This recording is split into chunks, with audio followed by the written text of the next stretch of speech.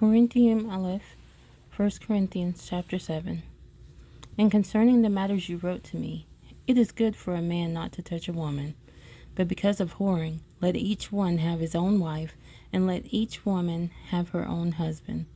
Let the husband render to his wife what is her due, and likewise also the wife to her husband. The wife does not have authority over her own body, but the husband does, and likewise the husband does not have authority over his own body, but the wife does. Do not deprive one another except with agreement for a time, to give yourselves to fasting and prayer, and come together again so that Satan does not try you because of your lack of self-control. And I say this as a concession, not as a command, for I wish that all men were even as I myself. But each one has his own gift from Elohim, one in this way and another in that. And I say to the unmarried and to the widows, it is good for them if they remain even as I am.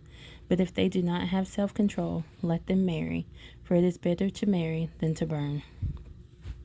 And to the married I command, not I, but the master. A wife should not separate from a husband, but if she is indeed separated, let her remain unmarried, or be restored to favor with her husband, and let a husband not send away a wife.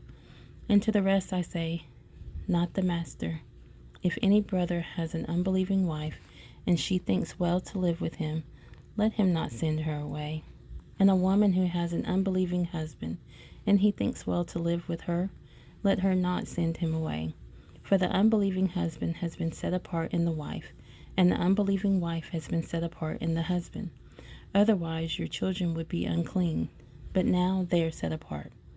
And if the unbelieving one separates, let him separate himself. A brother or a sister has not been enslaved in such matters, but Elohim has called us to peace. For how do you know, O wife, whether you shall save your husband? Or how do you know, O husband, whether you shall save your wife? Only as Elohim has distributed to each one, as the master has called each one, so let him walk. And so I order in all the assemblies. Was anyone called while circumcised? Let him not become uncircumcised. Was anyone called while uncircumcised? Let him not be circumcised. The circumcision is not, and the uncircumcision is not, but the guarding of the commands of Elohim does matter. Let each one remain in the same calling in which he was called. Were you called while a slave? It matters not to you, but if you are able to become free too, rather use it. For he who is called in the master while a slave is the master's freed man. Likewise, he who is called while free is a slave of the Messiah. You were bought with a price. Do not become slaves of men. Brothers, let each one remain with Elohim in that calling in which he was called. And concerning maidens, I have no command from the master, but I give judgment as one whom the master in his compassion has made trustworthy. I think then that this is good because of the present necessity, that it is good for a man to remain as he is. Are you bound to a wife? Do not seek to be loosed. Are you loosed from a wife? Do not seek a wife. But even if you should marry, you have not sinned. And if a maiden should marry, she has not sinned. But such shall have pleasure in the flesh, but I would spare you. And this I say, brothers, the time is short, so that from now on even those who have wives should be as though they had none, and those who weep as though they did not weep, and those who rejoice as though they did not rejoice, and those who buy as though they did not possess, and those who use this world as not misusing it. For the scene of this world is passing away. And I wish you to be without concern. He who is unmarried is concerned about the matters of the master, how to please the master. But he who is married is concerned about the matters of the world, how to please his wife. There is a difference between a wife and a maiden. The unmarried woman is concerned about the matters of the master, that she might be set apart both in body and in spirit.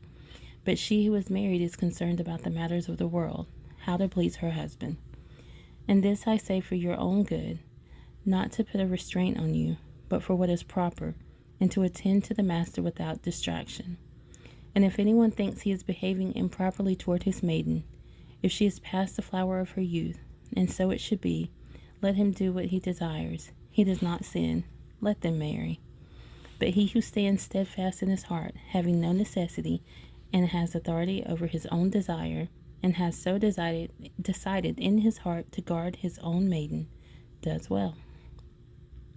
So then, he who gives her in marriage does well, but he who does not give her in marriage does better. A wife is bound by Torah as long as her husband lives, and if her husband dies, she is free to be married to whom she desires, only in the master.